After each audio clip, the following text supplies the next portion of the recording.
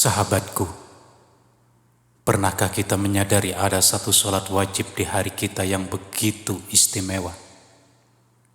Ia disaksikan oleh dua kelompok malaikat sekaligus, dan Rasulullah menjanjikan cahaya sempurna di hari kiamat bagi siapa saja yang menjaganya. Sholat itu adalah subuh. Namun tahukah Anda, banyak dari kita melakukan satu kesalahan yang sangat disayangkan dalam sholat subuh, yang menyebabkan kita kehilangan ribuan bahkan jutaan pahala yang sudah terbentang di depan mata. Kita menyia-nyiakan waktu paling berkah hanya karena memilih bacaan yang salah. Kita menolak jaminan langsung dari Allah.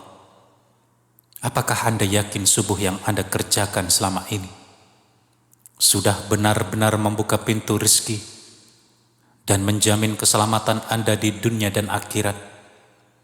Mari kita bongkar rahasia besar subuh ini. Tarik nafas, fokuskan hati Anda sejenak, dan mari kita mulai. Katakan siap di dalam hati Anda. Semoga Allah membukakan mata hati kita semua.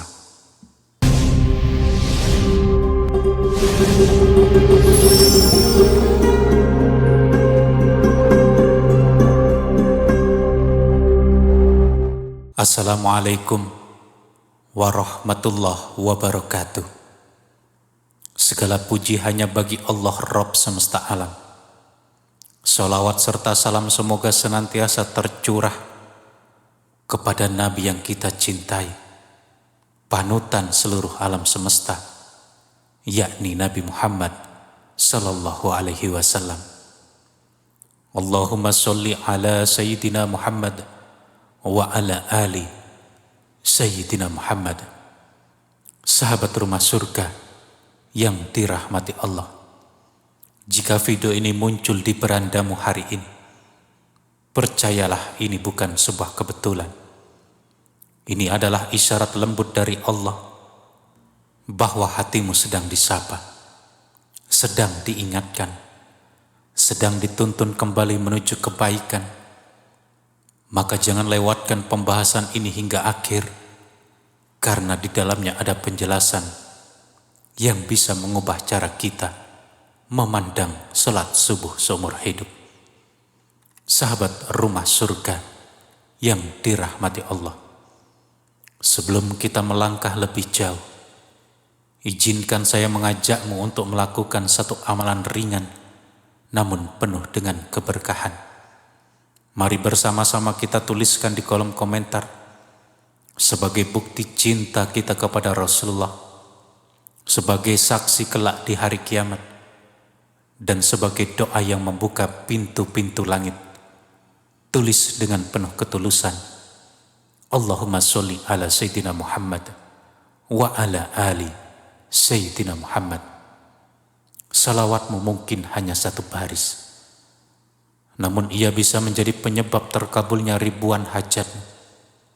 Jangan remehkan kekuatan salawat, karena ia adalah cahaya penolak bala, pembawa rizki, dan penenang jiwa kita. Sahabat rumah surga yang dirahmati Allah, sebelum kita berbicara tentang surah apa yang tidak dianjurkan dibaca dalam sholat subuh, kita harus memahami dulu mengapa sholat ini begitu istimewa. Karena tanpa memahami keutamaannya, kita akan sulit merasakan betapa besar kerugian jika sholat ini kita lalaikan, apalagi jika dilakukan dengan bacaan seadanya. Salat subuh diletakkan oleh Allah pada waktu yang sangat berat bagi kebanyakan manusia. Saat tubuh lelah, saat mata terasa berat, saat dunia masih tertidur gelap dan sunyi.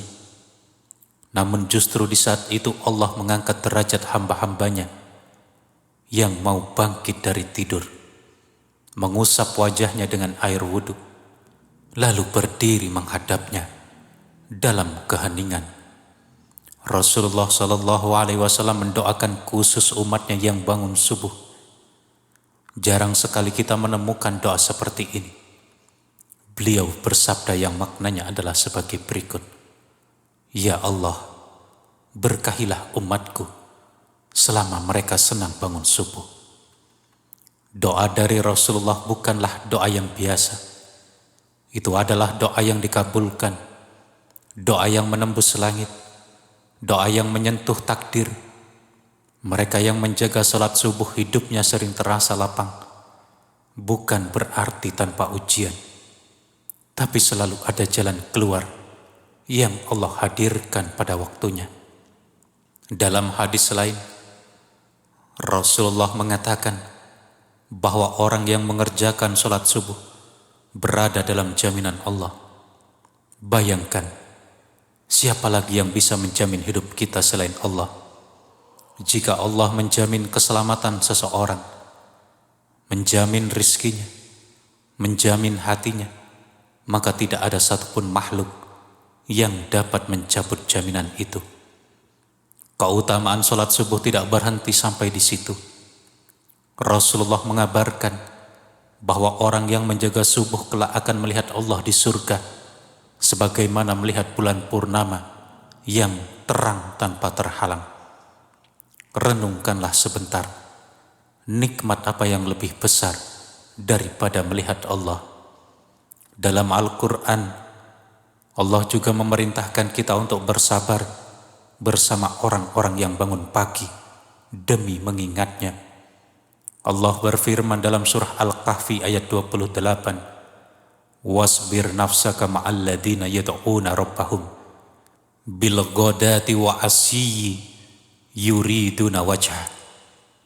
Dan bersabarlah kamu bersama-sama dengan orang-orang yang menyeru Tuhannya di pagi dan senja hari dengan mengharap keridhoannya. Ayat ini mengisyaratkan bahwa pagi hari waktu salat subuh adalah waktu yang penuh rahmat, waktu di mana hati paling bersih, waktu di mana doa paling mudah diangkat. Inilah keutamaan besar salat subuh. Salat yang menjadi pembuka hari, salat yang membawa keberkahan, salat yang disaksikan malaikat, salat yang mendapat doa khusus Rasulullah, dan salat yang menjadikan seseorang berada dalam jaminan langsung dari Allah. Salah satu keistimewaan terbesar dari salat subuh adalah kenyataan bahwa ia disaksikan oleh dua kelompok malaikat sekaligus. Malaikat yang bertugas di malam hari dan malaikat yang bertugas di siang hari. Peristiwa pergantian tugas malaikat terjadi tepat pada waktu subuh, dan pada saat itulah laporan amal manusia dibawa naik ke langit. Coba renungkan sebentar, setiap hari dua kelompok malaikat bergantian mencatat amal kita. Mereka menyaksikan apa yang kita lakukan di waktu subuh. Apakah kita bangun ataukah kita memilih selimut? Semua itu dicatat dan disampaikan kepada Allah. Allah menjelaskan hal ini dalam surah Al-Isra ayat 78. Aqimis sholata liduluki syamsi ila ghasaqil laili wa qur'anal fajri inna qur'anal fajri kana mashhuda. Dirikanlah sholat dari sesudah matahari tergelincir sampai gelap malam, dan dirikanlah pula sholat subuh. Sesungguhnya sholat subuh itu disaksikan oleh malaikat. Bayangkan bagaimana mulianya seseorang yang saat malaikat naik ke langit, mereka membawa laporan, ya Allah, hamba ini bangun untuk mengerjakan sholat subuh. Apalagi bila sang hamba itu membacakan ayat-ayat Al-Quran dengan penuh kekhusyuan, maka laporan itu akan menjadi cahaya bagi dirinya, baik di dunia maupun di akhirat. Rasulullah SAW bahkan memberi kabar gembira, berilah kabar gembira bagi orang-orang yang berjalan di kegelapan menuju masjid untuk salat subuh dengan cahaya terang benderang pada hari kiamat. Cahaya itu, sahabatku, adalah cahaya yang akan menerangi jalan saat manusia berada dalam kegelapan padang mahsyar. Di antara banyak keistimewaan sholat subuh, ada satu hal penting yang sering terlupakan oleh kaum muslimin, yaitu pilihan surah yang dibaca setelah surah Al-Fatihah. Memang benar sah secara fikih membaca surah apa saja. Namun para ulama menekankan bahwa subuh adalah waktu yang dianjurkan untuk membaca ayat ataupun surah yang panjang. Kenapa demikian? Karena sholat subuh disaksikan oleh dua kelompok malaikat. Ketika seorang hamba membaca ayat yang panjang, maka lebih banyak huruf Al-Quran yang naik ke langit dibawa oleh para malaikat tersebut. Dan setiap huruf bernilai 10 kebaikan, bahkan bisa lebih. Maka dari itu, para ulama sangat tidak menyarankan bagi seorang imam untuk membaca surah-surah pendek, apalagi super pendek seperti Al-Ikhlas, Al-Falaq, dan An-Nas. Lagi-lagi ini bukan perkara tidak sah, melainkan perkara sayang dan rugi besar. Bayangkan jika seseorang membaca hanya 4 atau 5 ayat ketika subuh, padahal malaikat sedang menyaksikan, padahal pintu-pintu pahala sedang terbuka. Bukankah itu sebuah kerugian? Tradisi para nabi, para sahabat, para salafus soleh adalah memanjangkan bacaan subuh, bukan untuk mempersulit makmum, tapi karena mereka tahu besarnya pahala yang Allah siapkan pada waktu itu. Beberapa surah yang Rasulullah sering baca ketika subuh adalah surah Al-Waqi'ah, surah At-Tur, surah At-Takwir, surah Ar-Rum, surah Yasin, dan surah As-Saffat. Surah-surah ini mengandung makna mendalam tentang kebesaran Allah, hari kiamat, penciptaan, dan keimanan. Ulama menjelaskan bahwa memilih surah panjang saat subuh melatih hati untuk lebih khusyuk, lebih hadir, lebih menyatu dengan ayat-ayat Allah. Inilah alasannya, bukan karena surah pendek itu tidak bagus. Semua surah Al-Quran mulia, namun untuk waktu subuh, pahala yang terbuka terlalu besar dan terlalu sayang jika dilewatkan hanya dengan bacaan yang sedikit. Setelah kita memahami mengapa bacaan panjang dianjurkan, sekarang mari kita melihat contoh nyata yang dilakukan oleh panutan kita, Rasulullah. Karena apa yang beliau lakukan bukanlah sekedar kebiasaan, melainkan petunjuk, pelajaran, dan rahasia besar yang penuh dengan hikmah. Para sahabat menceritakan bahwa Rasulullah sering memilih surah-surah yang memberikan kekuatan iman, mengingatkan tentang hari akhir, kekuasaan Allah, serta perjalanan hidup manusia. Dalam beberapa riwayat disebutkan, beliau sering membaca 1.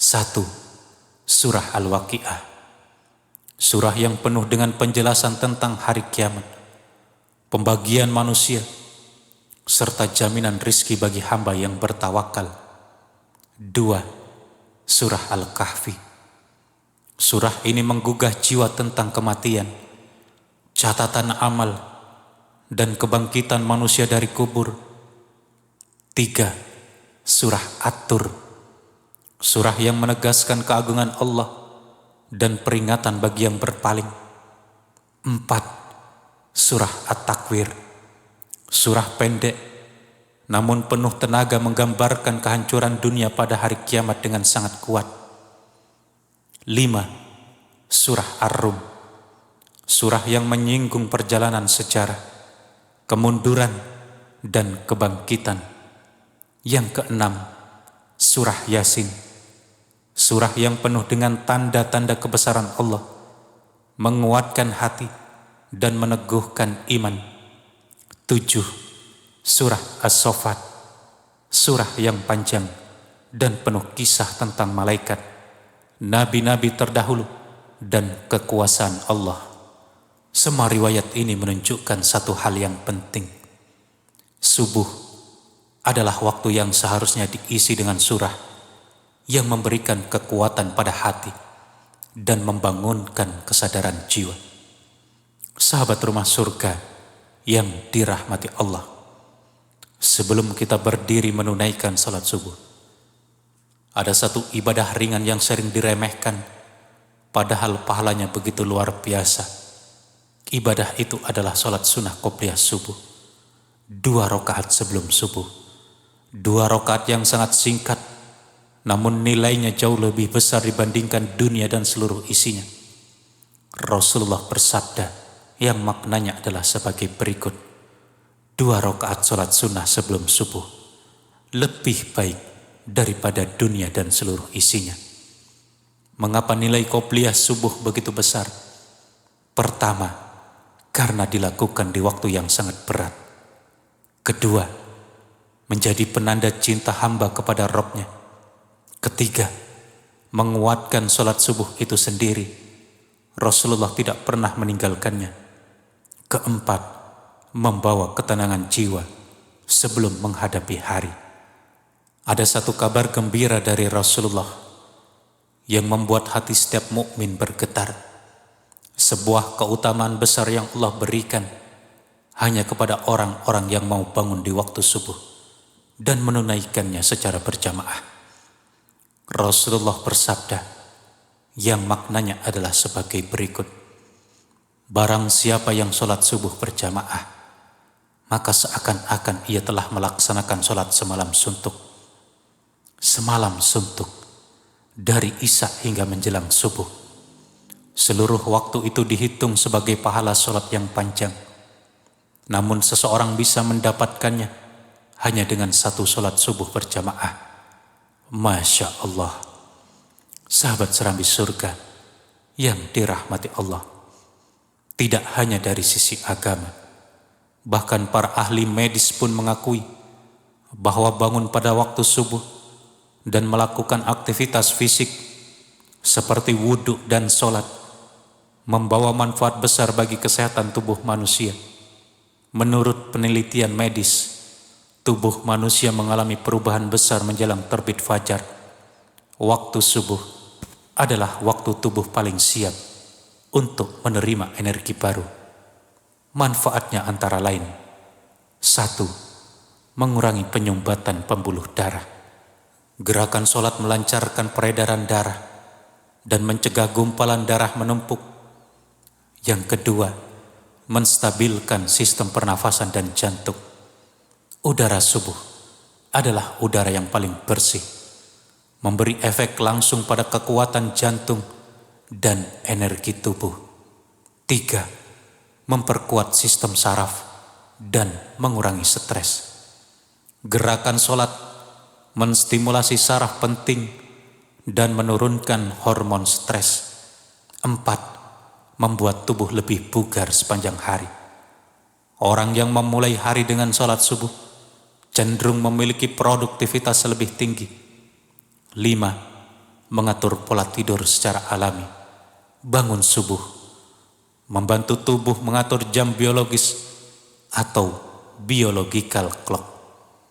Keutamaan sholat subuh yang paling menggetarkan hati adalah kabar gembira bahwa Allah akan memberi cahaya kepada orang-orang yang keluar untuk sholat subuh, berjalan dalam gelap menuju masjid, atau menunaikannya di awal waktu. Rasulullah bersabda, berilah kabar gembira kepada orang-orang yang berjalan dalam gelap menuju masjid, bahwa mereka akan mendapatkan cahaya yang sempurna pada hari kiamat. Cahaya itu, sahabatku, akan menerangi kita seluruh manusia berdiri ketakutan ketika gelapnya hari kiamat membuat manusia kebingungan. Namun orang yang menjaga subuh akan memiliki cahaya seperti lentera yang menyinari jalannya. Kemudian saudaraku, ada satu keistimewaan salat subuh yang begitu besar, sebuah balasan yang tidak Allah berikan pada waktu salat lain, yaitu jaminan perlindungan langsung dari Allah. Rasulullah bersabda yang maknanya adalah sebagai berikut: siapa yang menunaikan sholat subuh, maka ia berada dalam jaminan Allah. dalam jaminan zat yang menggenggam seluruh alam semesta. Jika Allah menjamin seseorang, maka tidak ada satupun makhluk, bahaya, musibah, atau kezaliman yang dapat menyentuhnya tanpa izin Allah. Jaminan yang dimaksud mencakup jaminan kehidupan. Allah menjaga langkahnya, rizkinya, dan keberkahan usahanya. Jaminan keselamatan. Allah menjauhkan dirinya dari kecelakaan dan musibah. Jaminan kehormatan. Allah menjaga nama baiknya dan kehormatan keluarganya. Jaminan keimanan. Allah menuntunnya agar tetap lurus. Jaminan di akhirat. Allah memudahkan hisabnya dan memberinya cahaya pada hari kiamat. Sahabat rumah surga yang dirahmati Allah, setelah panjang lebar kita membahas keutamaan, pahala, cahaya, jaminan, dan rahasia besar yang Allah berikan melalui sholat subuh, maka sekarang tiba saatnya bagi kita untuk merenung sejenak betapa besar karunia Allah atas diri kita. Setiap pagi sebelum matahari terbit, Allah memanggil kita dengan lembut. Hambaku, bangunlah, aku ingin mendengarmu mengingatku. Panggilan itu bukan sekedar kewajiban, ini adalah tanda cinta. Seringkali masalah kesempitan rezeki yang sulit dan hati yang gelisah bermula dari satu hal yang tanpa sadar kita abaikan. Subuh, sholat pertama pembuka hari, penentu berkah, penarik cahaya, penyebab turunnya ketenangan. Mulailah dari hari ini. Jadikan subuh sebagai prioritas pertama dalam hidupmu. Bukan sekedar kebiasaan, tapi komitmen, janji kepada diri sendiri, dan bukti cintamu kepada Allah. Setiap rakaat subuh adalah cahaya. Setiap sujud subuh adalah perlindungan. Setiap ayat yang dibaca pada subuh adalah pahala yang naik ke langit. Semoga Allah melembutkan hati kita untuk selalu bangun di waktu subuh, menjaganya tepat waktu, dan mengisinya dengan bacaan ayat-ayat panjang yang penuh cahaya. Semoga subuh kita menjadi cahaya di dunia dan pelita yang menerangi perjalanan kita di hari kiamat. Amin. Amin ya Rabbal Alamin. Sahabat rumah surga yang dirahmati Allah, mari kita tundukkan hati, angkat kedua tangan kita, dan memohon dengan penuh kerendahan. Allahumma sholli ala Sayyidina Muhammad wa ala ali Sayyidina Muhammad. Ya Allah, lembutkan hati kami untuk mencintai sholat subuh. Bangunkan kami dalam keadaan Engkau ridha. Kuatkan kaki kami untuk melangkah menuju masjid. Lapangkan dada kami dari rasa malas dan berat. Berikan kami cahaya yang Engkau janjikan kepada hamba-hambamu yang menjaga sholat subuh. Ya Allah, berkahilah hari-hari kami. Jauhkan kami dari kesempitan. Cukupi kebutuhan kami. Perbaiki urusan dunia dan akhirat kami. Lindungi keluarga kami dari segala mara bahaya. Dan wafatkan kami dalam keadaan menjaga sholat, dalam keadaan Engkau ridha, dan dalam keadaan iman yang kuat. Amin. Amin ya Rabbal Alamin. Sahabatku, ingatlah, sholat subuh bukanlah sekedar kewajiban. Ia adalah benteng pelindung, pembuka rizki, dan investasi cahaya abadi di hari kiamat. Jangan biarkan rasa kantuk atau bacaan pendek merampas pahala sebesar dunia dan seisinya dari Anda. Allah telah memberikan kita peluang emas setiap pagi.